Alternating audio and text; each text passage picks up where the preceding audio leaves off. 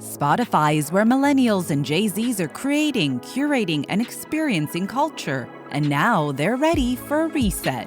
Gen Zs can't wait to reconnect with their friends in real life. And millennials are still trying to manage work-life balance at home. One thing they have in common, audio is helping them navigate what's next. Audio, music, podcast, ASMR, soundscape, playlists. Learn more about both generations in Culture Next, Spotify's annual trend report. The rich and powerful want us to think the economy is a line on a stock market ticker. That's wrong. The economy is powered by us. It's what we create, what we buy, what we need. President Biden has proposed bold public investments in jobs and families, but more is needed. We need housing, healthcare, caregiving, action on the climate crisis, and millions of good-paying jobs. This is our moment to finally unlock prosperity for all of us.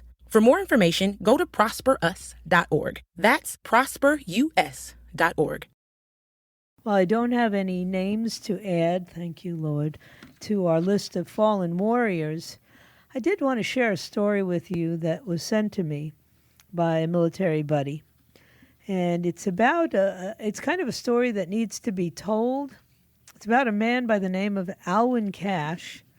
He was the youngest of 10 children from a poor neighborhood outside of Orlando, Florida. His father died when he was 5.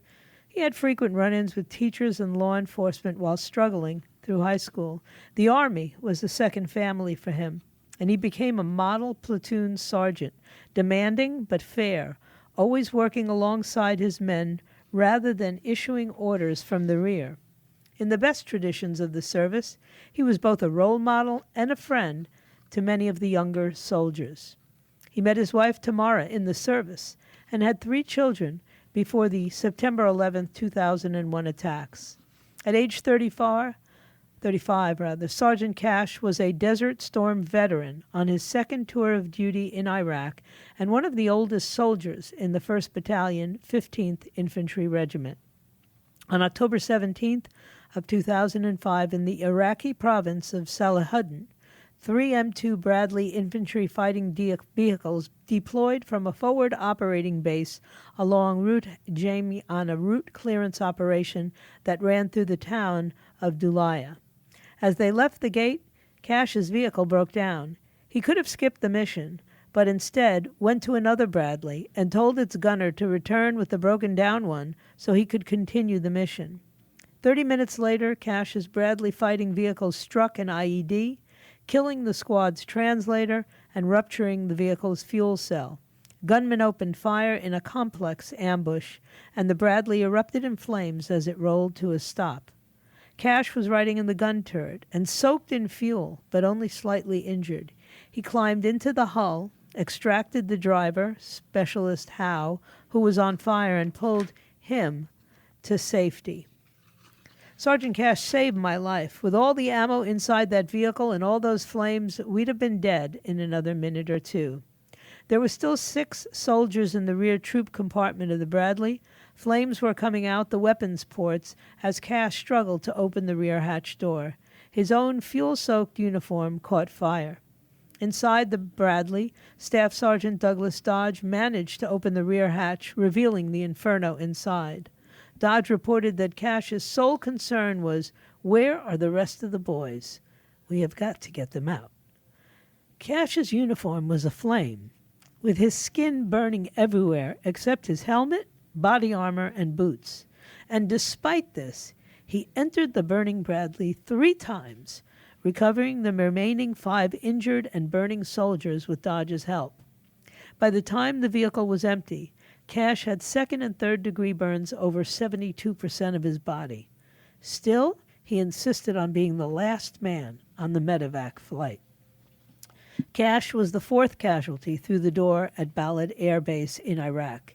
He was burned badly, and what remained of his uniform was melted to his skin.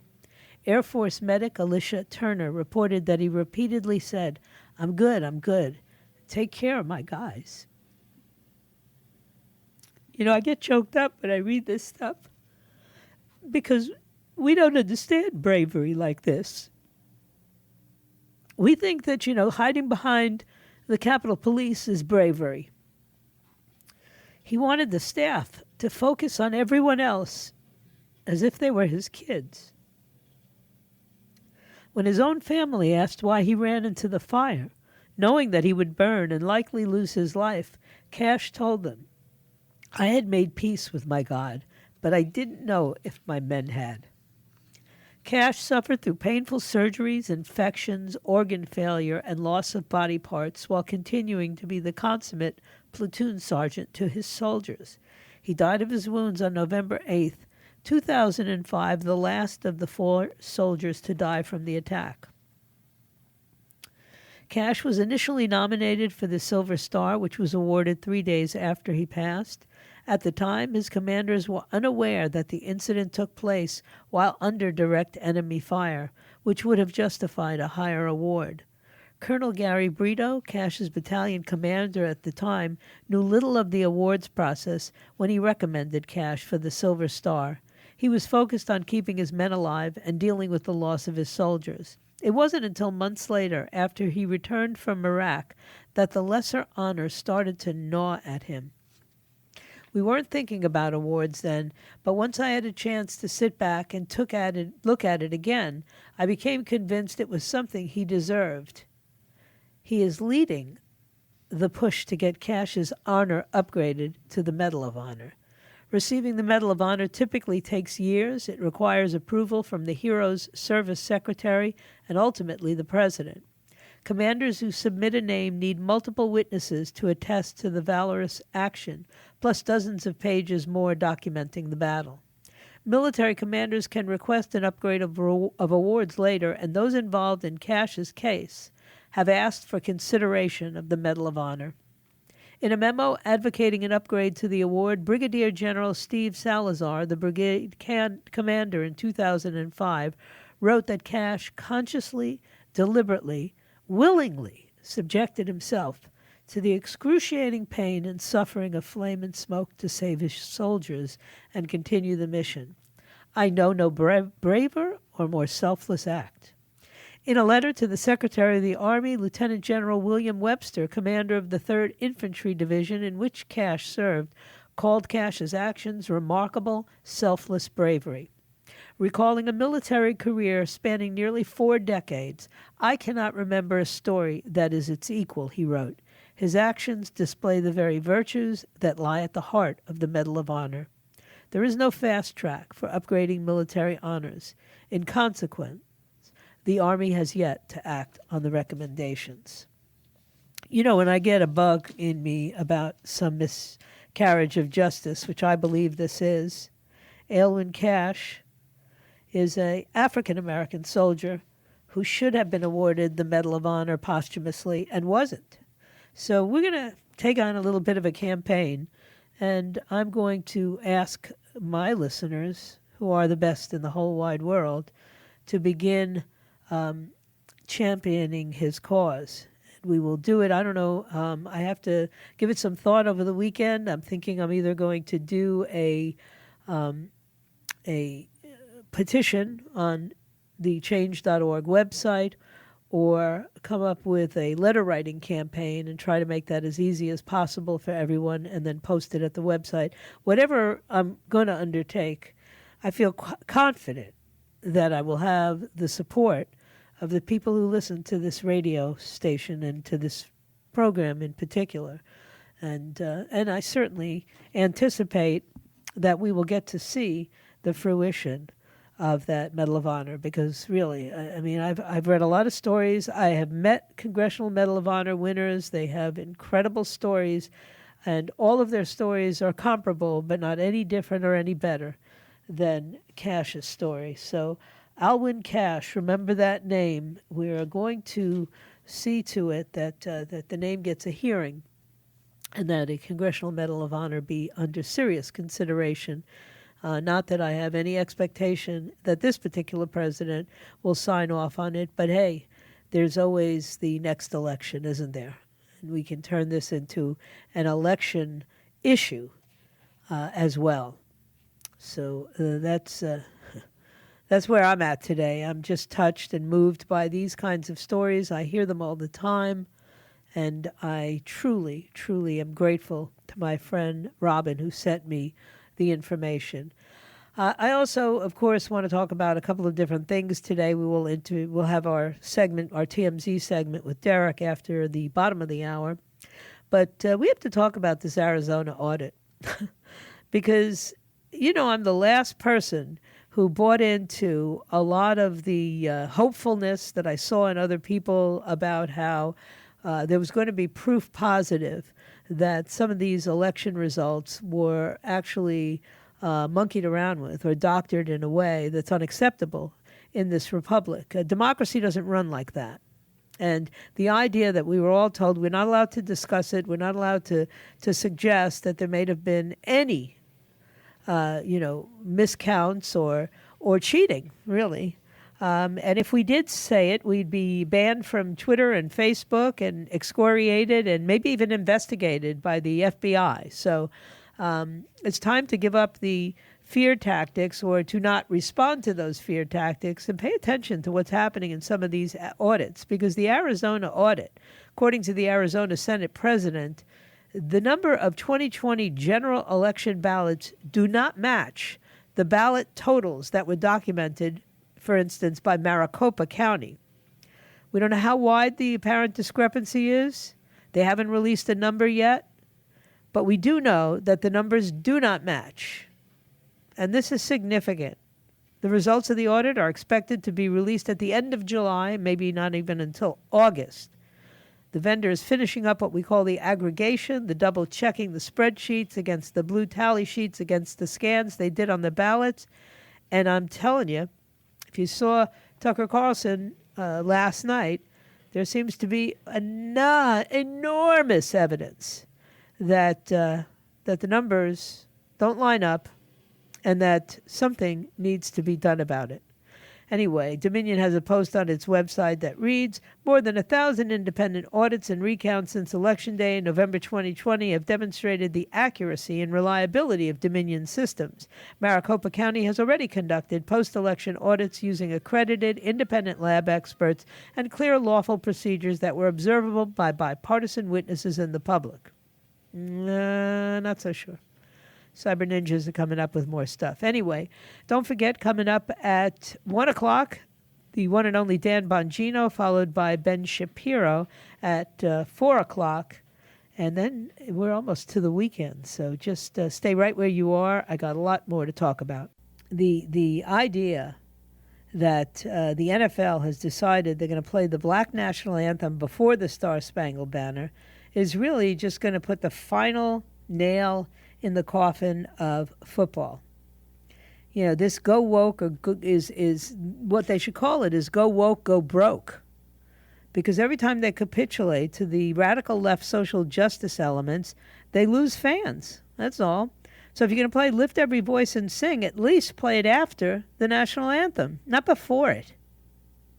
And they're going to have decals on the helmets of the players saying things like end racism in an almost all black league.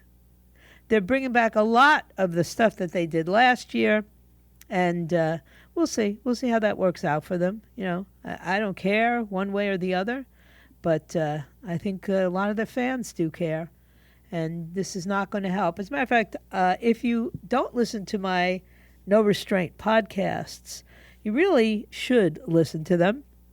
You can get them all by going to the website or by having the app on your phone. You can download the app at your Google store, your Apple store, and then you can listen to the podcasts. You just go to the Joyce Kaufman podcasts and you scroll down. You'll have every day's show. You'll have 3 podcasts a week. It's a lot of work to put this all together, and I'd appreciate it if you listen to it. I am apparently number 2 at our whole cluster for downloads of the podcast, and I'd like to be at least a little closer to number 1. Although I don't think I could ever get to beat out a show that has a massive morning music audience. But anyway, so you go there, and to the podcast, the latest podcast is all about, how wokeness is turning, people into anti-wokeness people, and how it's really backfiring terribly, just terribly, and how it's destroying relationships and destroying families. And it's really, you know what happens is you get a lot of fatigue from the people who thought, wokeness was a cool thing. They suddenly realize, no, this is a terrible thing. We don't want this anymore. It's time to push back, is what you're finding out. So, if you listen to the No Restraint podcast, you would know what I'm talking about every single day. So apparently there was an insurrection that took place at the Hart Building, one of the U.S. Senate buildings, and a couple of people were arrested, including the chairwoman of the Black Caucus, who was leading the insurgents. That's right. She was arrested right on the spot. Ohio Representative Joyce Beatty, oh gosh, her name had to be Joyce, the chair of the racially divisive Congressional Black Caucus, marching into the Hart Senate office building at the U.S. Capitol with a large group of women. And you can hear them singing about their plan to keep on marching for some freedom. It's clearly not freedom they're lacking if they're marching around like this.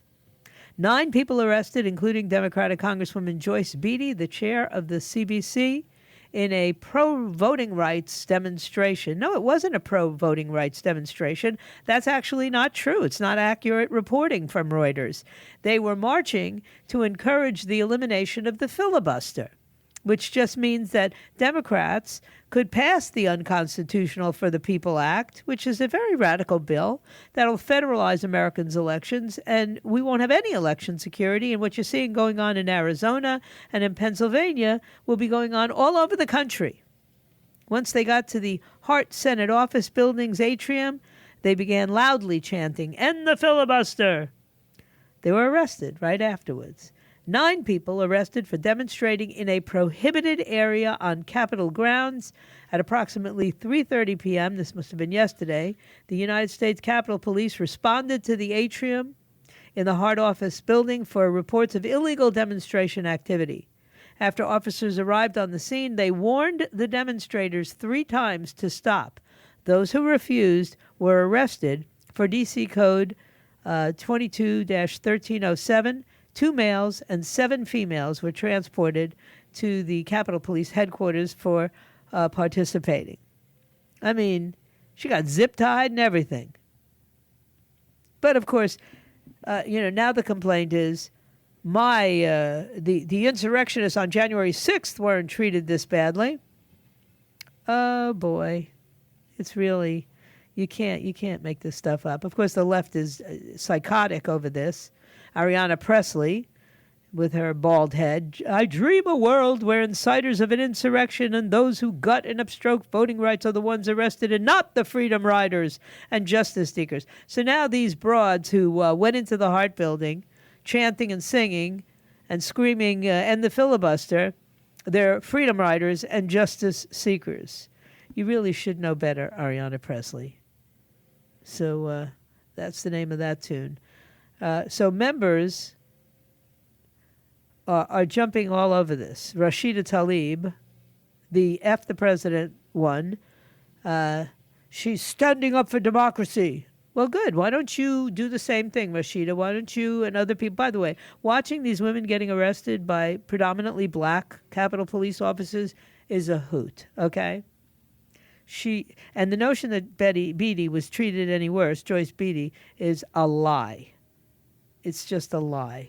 The people on January 6th were treated terribly. Some of them have been in solitary confinement for months. So let's put that rumor to rest. Anyway, going to take a break. When we come back, we will have time to check in, get all the celebrity news from my son, although he is now probably masked because even inside you have to wear masks. And it should make filming his show very interesting. Anyway, stay right where you are. They say that the apple doesn't fall far from the tree. But in the case of Derek Kaufman, the apple rolled all the way to L.A. The one thing Derek and his mother share in common, however, is the love for breaking news. TMZ is breaking news faster than the New York Times. So sit back and enjoy the news from Hollywood, as only the Kaufman family can bring it. And it's that wonderful time of the week when we get to check in with my son, the attorney / stand-up comic out there at TMZ. And I got to tell you, Derek, I actually had a very prestigious person in our community whose name I will not say tell me that his favorite segment of the Joyce Kaufman Show is where you and I do the TMZ update. How about that? Oh, that says a lot about your friends and the company you keep. If they enjoy this segment the most, I don't know what that says. It says that it's the lightest thing I do all week, and people. There you go. It doesn't say anything about good taste, but it says they enjoy some light topics. Oh, yeah, exactly, and it's nice to hear a mom and a kid, just both being in the same business and doing something. And the business is news, and my audience, as much as they are political in nature, this Britney Spears story has got everybody thinking and talking about it at the water cooler. What's happening now? It's remarkable. We cover a lot of cases, and rarely is the appointment of a lawyer in a case huge news. But yesterday, this is gigantic. I mean, obviously, this case has taken on new life. It's been around for 13 years, but it's very active right now. So Britney got to retain a new lawyer, and his name is Matthew Rosengart. He's actually a big deal at a big law firm called Greenberg Traurig, and she wanted to appoint him, and it's clear why, based on her earlier testimony, that she is looking to end this thing, and more directly, maybe a first step, getting her father out of control. So this guy went to court, and it was a little complicated because it's hard to appoint an attorney when there's a finding that you're unable to make rational decisions. But he did get appointed, and she's overjoyed. I mean, she, for the first time yesterday after this hearing, posted #FreeBritney. This movement's going on. Right. And she's doing cartwheels and riding horses. She was very excited to get this attorney. Oh, well, good. And I know that law firm quite well. They have a large office here in Miami. I'm sure they have multiple offices, but I know, one of the partners down here, it's a tremendous law firm. Good for her, Yeah, it's a very big, prominent firm, and they are, he's a big deal. He's a former prosecutor. This is someone who, to tangle with, Jamie Spears, her father, who's clinging to control of this thing, is going to have his hands full. I mean, Sam Ingham had run this for so long. He's now stepped down, and the case was relatively calm during that period. Britney wasn't speaking out. Now she's specifically interested in getting her father out. She made some allegations that he's an abusive conservator, and she wants an investigation of him, and so forth. This is really nasty, and the walls are kind of closing in. It'll be interesting to see what happens next, but Jamie's moves are becoming more limited as all sights are trained on him. Wow, and I got to tell you, denying a woman her hair vitamins is a big deal.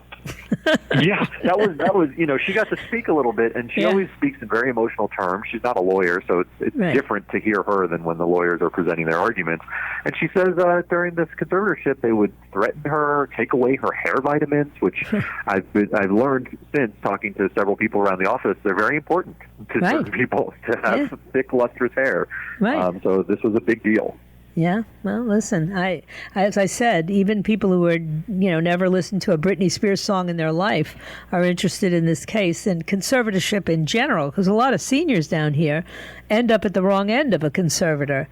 And, families are interested in these kinds of stories, so I think it has resonated across the board. The other story... interesting you mentioned Florida being interested, too, because you know who was here? Outside the courtroom yesterday was Matt Gaetz. Oh, really? Expressing his support for Britney. Yeah, he flew out rather than staying in D.C. where there are also rallies. I'm not clear why he decided to come to ground zero here. Yeah. But he was outside the courtroom and said, Jamie Spears is a bad person and free Britney. He's very much part of the movement. That is so funny. But anywhere there's a camera, he'll be. That's right. I don't use the person's name because the story is so close to home. But back in 2018, the Parkland shooter, the murderer, got into a fight with a guard at the prison, and all of a sudden, we're all getting to see this videotape, and it's really disturbing. It is extremely strange. So, as you said, the Parkland shooter at Stoneman Douglas, obviously horrific, killed 17 people that day. There's video from inside the jail facility, and it's haunting. It's part of an assault case because you see Nicholas Cruz walk in circles around for several minutes, just in this sort of menacing, pacing kind of way. And then he stops and he addresses a guard who's sitting there, seems to flip him off, and then they get into a physical tussle. He charges at him, and they're throwing punches. At one point, they square up. Eventually, the guard's able to pull out his taser, and that's when Nicholas sort of lies on the ground face down and puts his hands behind his back. That's the end of the fight, but it's haunting to see this sort of behavior. This is a kid who's facing the death penalty, 17 premeditated murder charges, 17 attempted murder charges. It's, his life is effectively over, and to see this outburst, it's haunting. It's the only word that came to mind. Yeah, well, he's a violent person, and none of this is particularly surprising to anybody here in South Florida, because we studied his history deeply after the killing, and he's a strange one. The other thing, of course, is Dana White is really apologetic about not showing 45, the last president, at the UFC fight the other night. What happened? Yeah, this is a strange story because we knew that Donald Trump was going to be at that fight. We had done stories, and of course he was there. And this is a former president. Say what you will about his administration. He's a former president, just like any other. Jimmy Carter, and so forth, would have gotten a lot of camera attention. He did get a standing ovation, some applause when he was shown, but Dana White, who's a friend of Trump's, a personal friend, because Trump backed UFC very early on. He's very loyal to him. Said this is a screw up. UFC should have shown more shots of President Trump than they actually showed. And he's saying the production team dropped the ball on this. Yeah. He's saying, there's live television is unpredictable. You're jumping from camera to camera when you're a director, and it's its own art form, but this is a major, major miss to not show the most famous person in that audience, regardless of what you think about him. Right. And then, of course, Megan Fox, who's not one of my favorite characters. I think she was one of these actresses who thought it would be appropriate to let her son wear dresses and all the rest of that nonsense that the L.A. crowd seems to be addicted to. But she just said something. She called Donald Trump a legend, because he was at this UFC event where she was as well. And what went down on Twitter, Derek, is outrageous. So all she said was, I've never seen a Secret Service person before. He had like 30 Secret Service with him. He was a legend. The arena was very supportive of Trump when he came in, and they took her to task everywhere. Yeah, look, you're not going to get away with a comment that is on Twitter that is even remotely supportive of Donald Trump. It's going to be extremely divisive, and she got dragged. And that's what social media has become. I mean, the comments sound like, flattering in some sense. You call someone a legend, it is usually a positive term, but it's also, it sounds like she's trying to be descriptive of what she saw. She saw a ton of people surrounding him, and sometimes people use the word legend in a flip way. They're like, what a legend. And I'm like, gosh, I've never seen such an entourage. And it's sort of a throwaway term, but you got to be careful with your words on Twitter, that's for sure, because she took the brunt of it. Yeah, she sure did. And I guess, finally, a story that definitely is right up my alley and your alley. We love watching the spelling bees, and I think we got, beat out of a spelling bee as well as the hot dog eating contest during the COVID year. So this year we were happy to see hot dogs being downed again and the spelling bee on. But it's this young lady who won it that is becoming, talk about legends. I think she may go on to be a legend. I am so endlessly impressed with this young woman. Her name's Ayla Avant-Garde. What a name! What a perfect name for a growing legend herself. Right. I think she's just a national treasure in my mind. She wins the National Spelling Bee, which is extraordinarily difficult. The first African American to do so. The pride of Louisiana, and not only that, she holds 3 Guinness records. I mean, this is incredible for dribbling basketball. She's just so multi-talented, and to see young people do things like this so early in life and show commitment and dedication to things and mastery of things, it's incredible to me. So we got her actually at the airport. To me, that's a great get. And we asked her, are you going to go to the White House?